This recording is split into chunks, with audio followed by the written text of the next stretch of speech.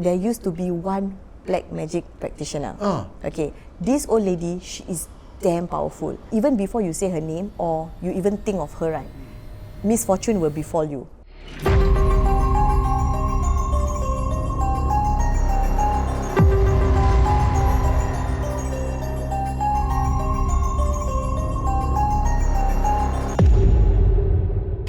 Welcome to Haunting History, a show where history and the supernatural are intertwined to bring you untold stories of Singapore's haunted landscapes.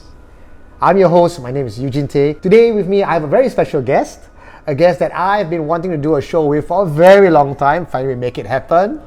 She is Nakia! Hi! Well, Nakia is the name and the brains behind POV Horror. My name is Nakia. If you guys know the channel True Horror Stories POV, they are actually based on my real life encounter. And why it is shot in POV is because you guys get to experience it from my point of view. Like that, I can pass some of my confessions to you for reenactment lah. Hey, of course lah. Faster, we collect now. Nice. And today, we'll be venturing into Bukit Timah Turf City, a place that once echoed the sounds of racehorses. On the surface, Bukit Timah Turf City looks like any other ordinary hotspot. But its own history is intertwined with Singapore's colonial past and mysterious occurrences, which led some locals to wonder if perhaps beneath all that we see on the surface, something sinister lies beneath. And today we're going to be exploring the stories and the historical background of Bukit Timah Turf City. When I tell you about Bukit Timah Turf City, what's the first thing that comes to mind? Horse race. Which relates to? Gambling. Oh, really? Exactly, right? Oh, okay. Right now, I would say that our modern mindset is gambling, Correct. maybe even organized crime, addiction. Correct. But that's not always been the case with horse racing in Singapore. Okay. Yeah, so Singapore has a very long, illustrious history with regards to horse racing. And it started as early as 1833. Oh my god. That's how long ago. ago. The idea of horse racing was actually brought into Singapore by a William Henry MacLeod Reid, who was a Scottish businessman and also one of the first founding members of Freemasons in Singapore. So for them, the idea of bringing that race to Singapore was really for the importment and the improvement of horses for the British colony. Okay. So how did they do it? Conduct a race. And they give monetary reward for whoever wins the race. Okay. But there was a problem. Because they have hundreds of ponies and horses in Singapore, but no proper racetrack. So we know Bukit Timah Racecourse is what I was talking about today just now. But that's not the first racecourse. Wait, it's at Little India? Correct, Serangoon. First racecourse was called Serangoon Racecourse. Oh. And it was at Farrer Park, Farrer Road there. Okay. So back then, Farrer Road was all swampy, forested area. Okay. So they spent $2 million, they fill up the swamps, and in 5 months, they built a grandstand and a racecourse. Oh my god, this one is at the Serangoon one. The Serangoon. Oh my god. Racecourse Road. That's how the road got its name. Right. The racecourse was opened on February 23, 1843. Wow. Why do you think they chose that day? 23rd February. Yes. 2, 3, 2.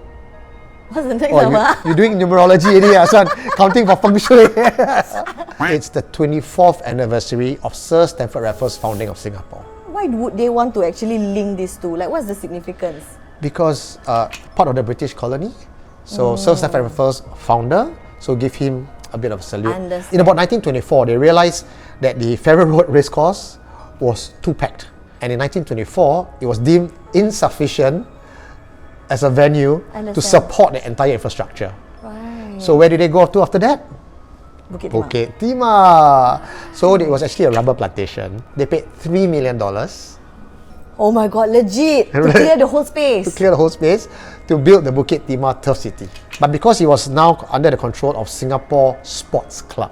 Okay. So the sports club are the one that take care of all these turf clubs need. So eventually they actually changed from Singapore Sports Club to Singapore Turf Club.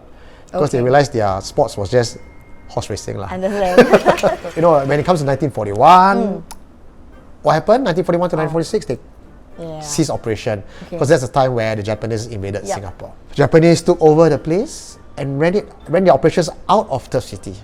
And you know the Bukit Timah area, right? Because it was a natural catchment area for water. That's where some of the fiercest battle had. So Bukit Timah, the area, the forested area, had seen some death. Fierce battle took place there. The Japanese was in the Turf City. Oh my God. The Singapore Derby was actually revived at Bukit Timah Racecourse. Okay. And the Derby was also the final featured race as Bukit Timah closed its operation in 1999. Oh, final race. Yeah, so after 1999, Bukit Timah Turf City closed and they moved to Kranji. So then the question is, what happens to Bukit Timah Turf City, right? Alright, yes. So in 1999, the first tenant was Singapore Agro Agriculture. Okay. So they have a 10-year lease Okay. from 1999 to 2010. Okay. But SLA decided to extend it to 2 more years, so they packed up and left only in 2012. Okay. So another company took over, that's the Cogent Land Capital. So from 2012, they took over, they changed Turf City to the Grandstand. And some of the shops and old restaurants were all closed down, and new recreational facilities were all put in place. So the very place where Turf City is will be Turf City MRT station, to be completed in 2032. MRT is going to be very interesting. The ride is going to be very interesting at night. You have some experiences there yourself. So I'm going to ask you straight up, is it haunted or not? That time I was like just got married to my husband. So if you guys know, around that area they have this futsal place, right? So he's like, okay, come, we exit this way. All of us were riding bikes, motorbikes lah. I pillion my husband. So suddenly the friend was like, okay, come, go this way. And when we go in, right, we were let inside the Turf City, that area. Honestly speaking, it was damn dark. We couldn't see anything. But the funny thing is, there's this one part where there were a lot of vases. Okay, it was like lined up as if it's a shop like that.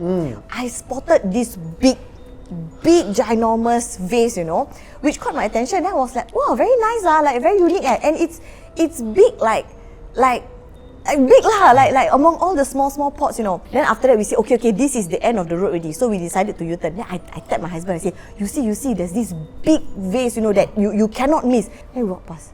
And after I see, it's not there. And truth be told, one of the guys, right, when he went home, right, he keep on saying like he keep on having this dream about this old lady. Okay, this old lady, he don't know, he never see her before. Never see her in his whole life, but this lady, this nenek lah, keep on coming to him in his dream. Fast forward to recently.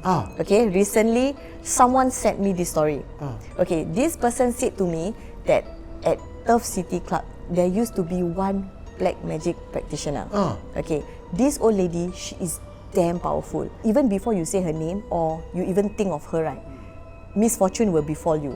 Something like that. Yeah, this is how powerful she is. And when she died there a terrible death. Okay, so when I asked this person what's the physique of the nenek and all this, you know, bear in mind the one that my husband's friend saw, right, in the dream, right, he already described to us, you know. When I asked this lady, like, your nenek, like, how does it, she described, you know, match. If let's say I were to say this, whatever description she say, right, it's gonna be a bit obvious that I'm talking about her. So she will know lah. She will know. So that's why I don't want to say now. It's like very distinct. I honestly feel that place is how do I put it? Keras. As the land of Bukit Timah Turf City begins to evolve and future developments are on the horizon, I can't help but wonder, would the spirits of the past be buried by this development, or will the past find a way to resurface in the present?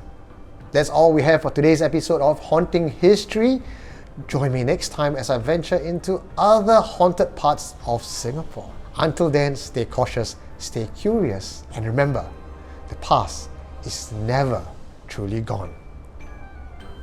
Good night. Hey you, you watching this show, like and comment. Share and subscribe. This office haunted or not? You want me to say they work here later they beat me.